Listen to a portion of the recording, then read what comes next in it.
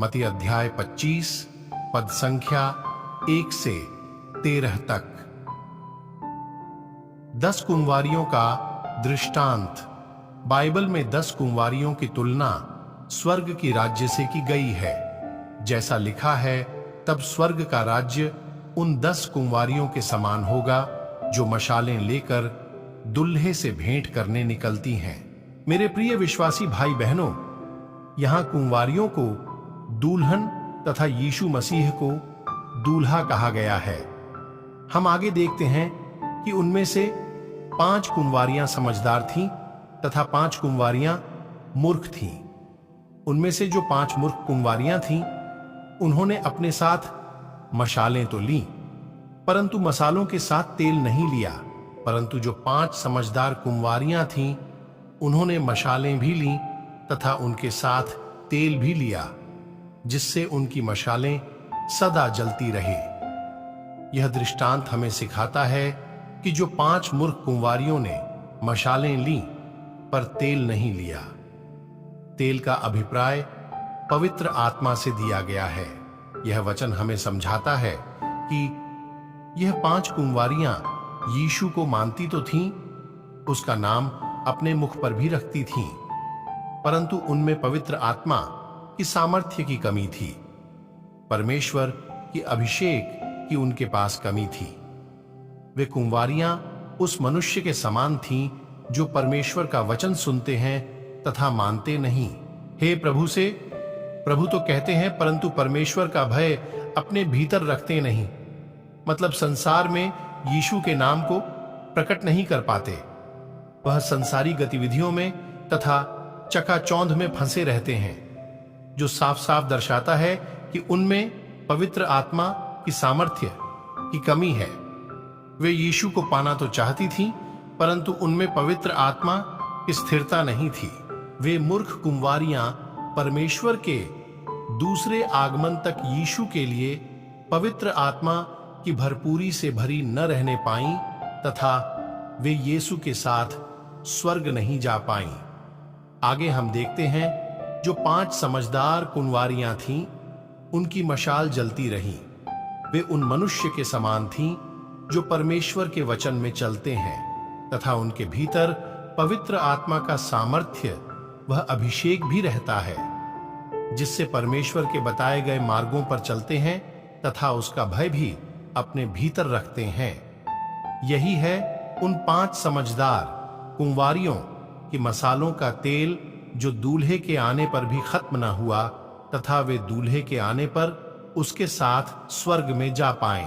आगे हम वचन में सुनते हैं, लिखा है कि आधी रात को धूम मची कि दूल्हा आ गया। तो उन 5 मूर्ख कुंवारियों का तेल तो समाप्त हो गया, तो वे 5 समझदार कुंवारियों से तेल मांगने लगीं। परंतु उन समझदार कुंवारियों ने उन्हें साफ साफ इनकार कर दिया और बोला कि यह हमारे और तुम्हारे लिए दोनों के लिए पुराना पड़ेगा, तो तुम मोल लेने वाले से मोल ले लो। उसी घड़ी जब 5 मूर्ख कुंवारियां तेल मोल लेने जा रही थीं, उसी घड़ी दूल्हा आ पहुंचा और जो समझदार कुंवारियां तैयार थीं अपनी जलती मशालें के साथ, वे तो उनके साथ चली गईं। परंतु वे मूर्ख कुंवारियां जो तेल लेने गई थीं, वे 5 कुंवारियां विवाह के घर में नहीं जा पाईं। उसके पश्चात हम देखते हैं कि वे 5 मूर्ख कुंवारियां द्वार पर खड़ी बोलती रहीं कि हे स्वामी, हमें भी भीतर आने दें। परंतु भीतर से परमेश्वर की आवाज आई कि मैं सच सच कहता हूं कि मैं तुम्हें नहीं जानता।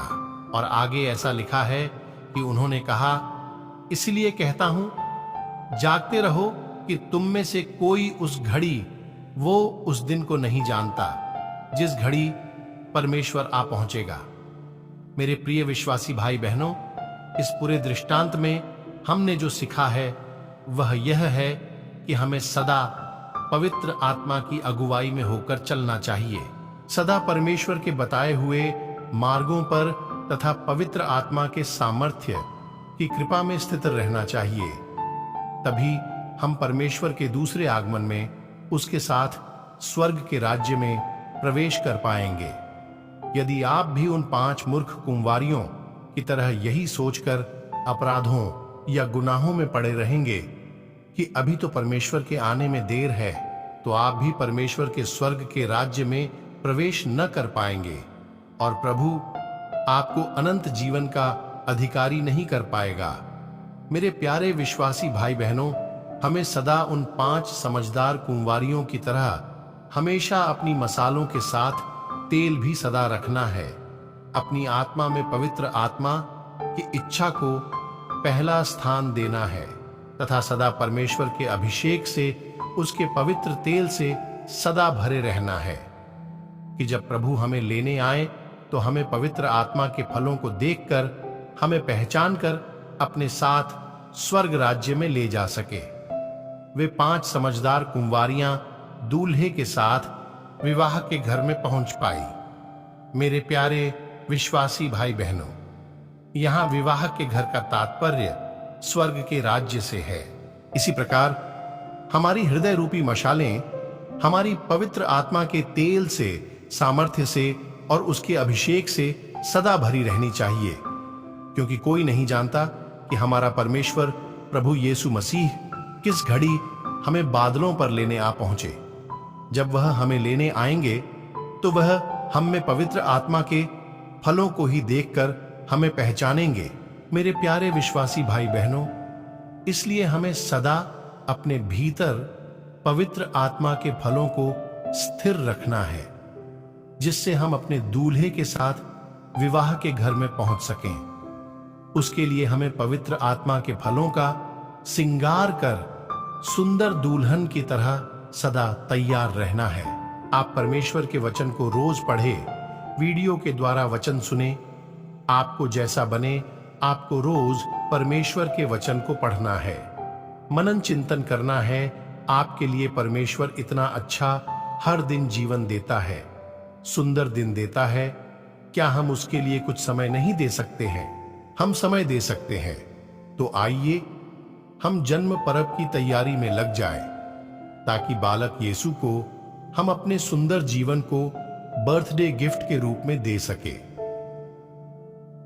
क्रूस का चिन्ह पिता, पुत्र, पवित्र आत्मा के नाम पर। आमेन।